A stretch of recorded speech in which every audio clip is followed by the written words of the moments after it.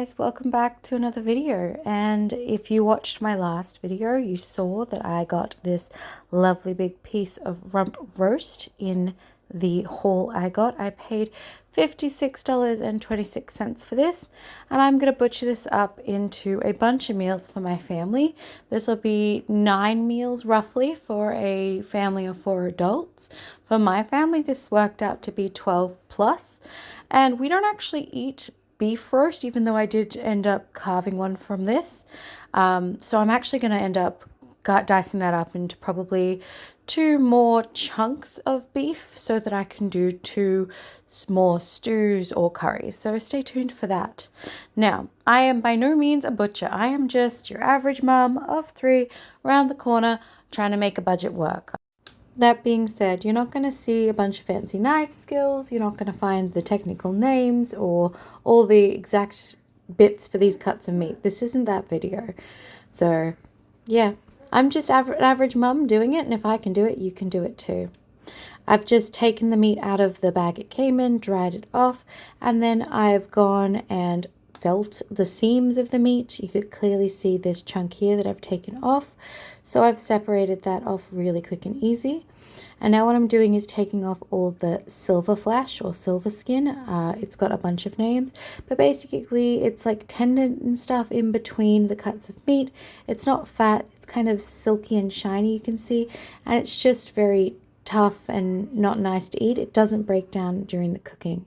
The really thick white bits are fat, and obviously the big red bits, those are meat. So I'm going to clean up this chunk here, and I'm going to clean up all of the meat as I go through, taking as much of this off as possible. And then I'm going to start getting my cuts.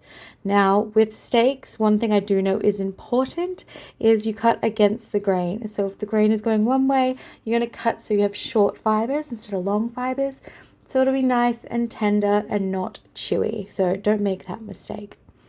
If you are cutting and you accidentally start cutting into flesh, you can always stop and readjust. This is super easy and you'll get better every time you do it. These are butcher's knives I have here that hubby really sharpened up for me. I was also using a bit of a sawing action, which I didn't really need, but I didn't want to actually cut on the bench. So I was cutting sort of to the edge and then just running my knife along and it would fall right off. First thing I'm doing is I'm going to cut some steaks because me and hubby like some steaks sometimes, and those will be mostly for us. But I also wanted to show how many steaks you could get out of this, and these are quite thick. I could have gone thinner, but yeah, this is what I was going for. I do end up doing some sizzle steak sizes later for like some steak sandwiches and things like that, which will be really good. I do a lot of stir fry slices and some chunks for like a stew or a curry. I'm thinking curry.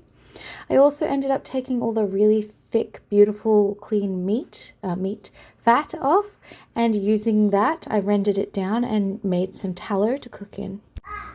If for some reason you missed the last video, you should really click that notification bell to be notified when I post new videos. But I paid $9.99 for a kilo for this meat, and this is a 5.6 kilo cut of top side rump, and it was the smallest one they had. But this is a good way to get red meat into our diet that's cheaper than anywhere else around. You can't get that. Now I'm just feeling around the main piece of meat here for seams and tendons. I found a pocket here, and I can also feel some very soft meat fibers here. So I'm just pressing my knife gently against them, and it's just peeling right off. And you can see here this clearly defined chunk of meat here, which is going to become my roast. I'll clean that up of the silver flesh and some of the fat on that, and it will be lovely. And what I'm doing is just sort of finding my way through the meat and seeing what makes sense as I go. I've also covered my counter in cling wrap just to make the cleanup a little bit easier. I have obviously wiped down my counter, made it clean, put the cling wrap down, and I'm going to wipe it all down after. But this just made more sense to me, and then I can lay out what I've got in different areas. I have an area at the side with offcuts, which I'll take the good fat off for the rendering, and you just get rid of the silver flesh or give it to, your animals if you have them.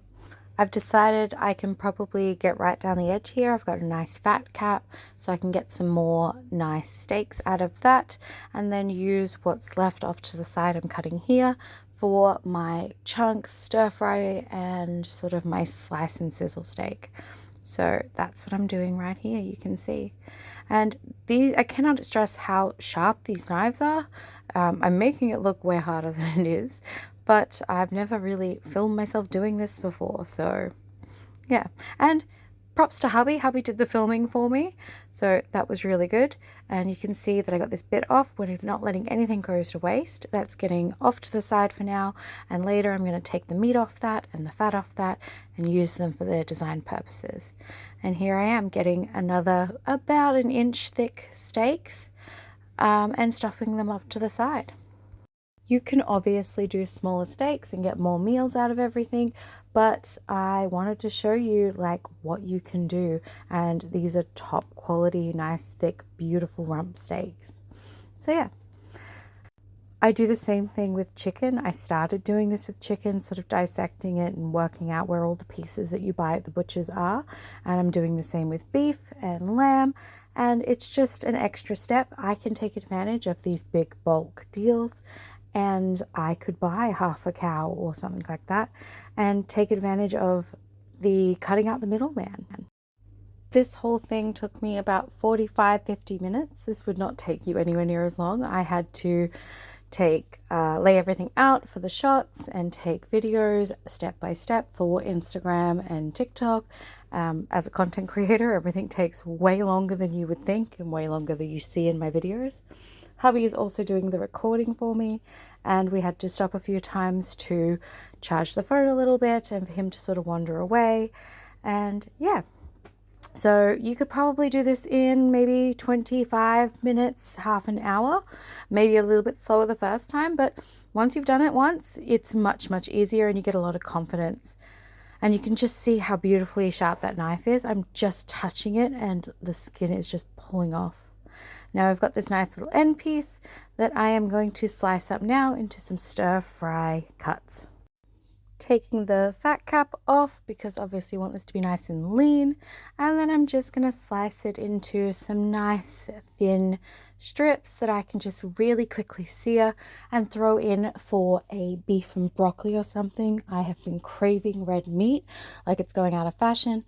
I am 100% sure that I am anemic again, because when I get really tired and I start craving red meat, really bloody rare red meat, it means I need to take my iron supplements. So this is just how I'm doing it. See how gently I'm just pulling that through. Again, I'm not cutting directly on the bench. For the people that are worried about that, I'm cutting to the edge and then sort of just pulling the meat, and it's just coming off against that really sharp knife. I ended up doing 2 lots of thinly sliced beef for stir fries. We actually ended up using one that night for a beef lo mein. I was going to do chicken, but I hadn't defrosted the chicken and they really wanted to try the beef that we bought. So the same as the chicken lo mein recipe that's on my channel as part of the Coles or Aldi $50 shop challenge. But I just swapped out for beef. Quick, easy, not a problem. I spared you all having to watch me clean up this piece of meat. You've seen me do it already. So I've just gone on to slice this into some more stir fry slices. And then as I get to the thicker end of the meat, I'm going to go slightly thicker and we're going to do some sizzle steak kind of cuts instead. And those will be for like a steak sandwich or something along those lines. Just for a bit of versatility and to get more meals out of this piece of meat. Hubby's going to get you some shots of what I've already done here, and I think he's doing an okay job, especially about keeping the kids out and keeping it semi-steady. There's a few little mishaps here and there where I have to make some cuts and transitions, but he's doing pretty well. So what do you think of my steaks? Did I do all right cutting them? This is the fat and gristle and offcuts that I haven't gone through yet. And that is my roast. I've got 2 chunks of roast at this point. And then I remembered we don't actually like roast beef, so I'm going to end up cutting one of those into chunks for a curry, and then another one into some stir fry beef, because that's the way we eat it the most. We eat it in steaks, and we eat it in stir fry because that's how we like it. There's the fat all cleaned up, ready to be rendered. And here is the final results for you. We have our chunks for our curry or stew. We have 1, 2, 3 lots of steaks. I split them into groups of 4 for a family of 4. We have sizzle steak. We have 1, 2, 3 slices and a roast. I rendered off the fat. There it is. It got a little browner than I'd like because I was distracted with putting the meat away and hubby was meant to be watching, but we got it done. Here's all the bags I dated and I wrote on what it is. I also put how much it cost me so that when I use it in future videos, you guys will know and I can give you an accurate price. That's what I paid for it again. And these all go into Ziploc bags and the air gets pressed out as much as possible. We don't have issues with freezer burn because we tend to keep things moving pretty well, and I keep as much air out of there as possible because air is where you get the freezer burn. The cling wrap made my life very easy. Being able to pull it up and work on a not sticky surface and then wipe the whole thing down after was super helpful. I have some butcher's paper somewhere, I just couldn't find it, so we went with cling wrap. We work with what we've got here. And here it is. There are your 9 meals for a family of 4 adults. This will go further for us. But thank you so much for watching. Don't forget, if you like this kind of content, to like, comment, subscribe. Click the little notification bell to be notified when I post new videos. And I will catch you guys in the next video.